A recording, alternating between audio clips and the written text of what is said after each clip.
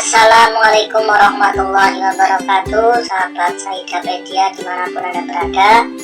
Pada kesempatan kali ini saya ingin mengajarkan kepada kalian tentang bagaimana cara membuat latar belakang masalah dalam skripsi dengan baik dan benar dan cepat. Insya Allah jika kalian menerapkan dengan baik konsepnya, maka akan cepat di-ACC oleh pembimbing.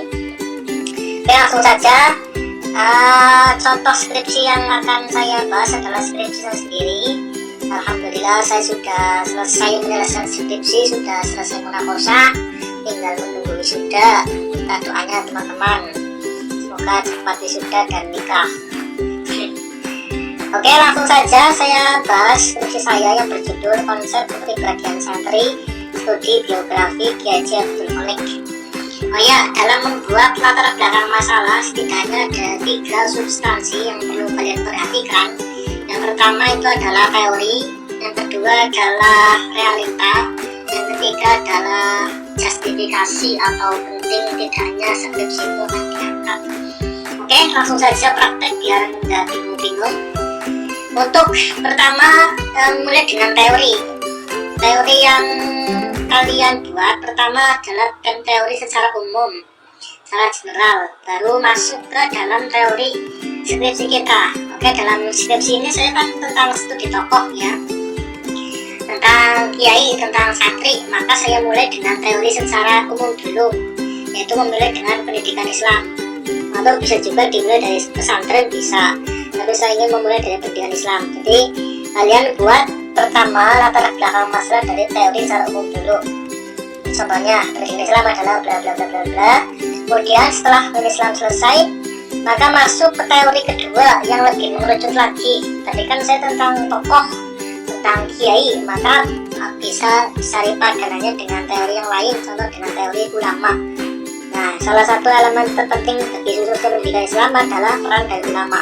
Jadi antara teori yang atas, yang general itu harus ada sambungannya, harus ada hubungannya. Maka dari teori pendidikan Islam, maka masuk ke teori ulama, itu kan masih ada sambungannya. Teori ulama itu tentang apa? Tentang pengertiannya, atau mungkin tentang ayat-ayat Al-Quran atau hadis yang berhubungan dengan hal tersebut.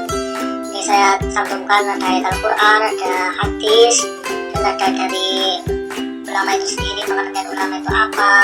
Terus dari Hasyim Asy'ari juga memberi tambahan ciri-ciri ulama seperti apa yang baik, seperti itu. Kemudian setelah teori nggak usah banyak-banyak, yang penting ada teori secara umum dan teori secara khusus yang membahas tentang skripsi kalian. Tadi skripsi saya tentang tokoh, maka saya memberi teori tentang ulama. Kemudian setelah teori selesai, maka kita masuk ke realita. Oke, saya tulis realita seperti ini. Dewasa ini semakin sulit mencari ulama yang benar-benar bisa dijadikan panutan seperti kriteria yang disyaratkan Kiai Haji Asy'ari. Saat ini sering bermunculan di media sosial orang yang mengaku mengatasnamakan ulama namun sering menebar kebencian untuk orang lain. Nah, ini kan sebuah realita ya, kita kan bisa melihat sekarang di medsos banyak orang yang saling menyalahkan mengatasnamakan ulama, dia memberi vonis kafir, sesat kepada orang lain. Itu kan nggak sesuai dengan teori ulama yang baik dan benar. Nah, ini realita seperti ini. Jadi di latar belakang masalah antara teori dan realita itu harus ada kesenjangan atau masalah di dalamnya, maka itu sudah bisa jadi LPM. Oke, terus juga ada realita. Selain daripada itu, saat ini banyak terjadi kemerosotan kepribadian di kalangan santri atau penuntut ilmu seperti sulh adab terhadap guru, tidak mematuhi peraturan pesantren, kurang menghormati sama santri, kurang menjaga adab, dan lain sebagainya. Ini juga sebuah realita yang terjadi di lapangan. Banyak sekarang santri yang sulh adab kepada guru, tidak mematuhi peraturan pesantren, kurang menghormati sama santri, dan lain sebagainya.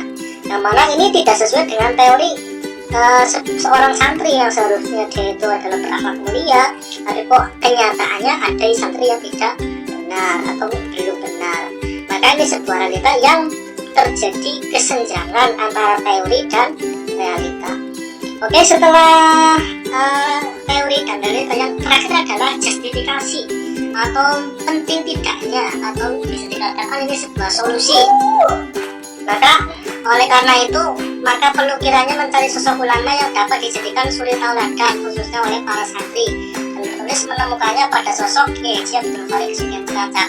Maka ini bisa dijadikan istilah justifikasi, karena penting sekali mengangkat skripsi ini karena saya mengangkat tentang si Mbah Abdul Khalik sebagai apa istilahnya, sebagai bahan pertimbangan untuk bisa dijadikan panutan ulama seperti Mbah Khalik ini bagi para santri khususnya dan orang-orang yang mengatasnamakan ulama.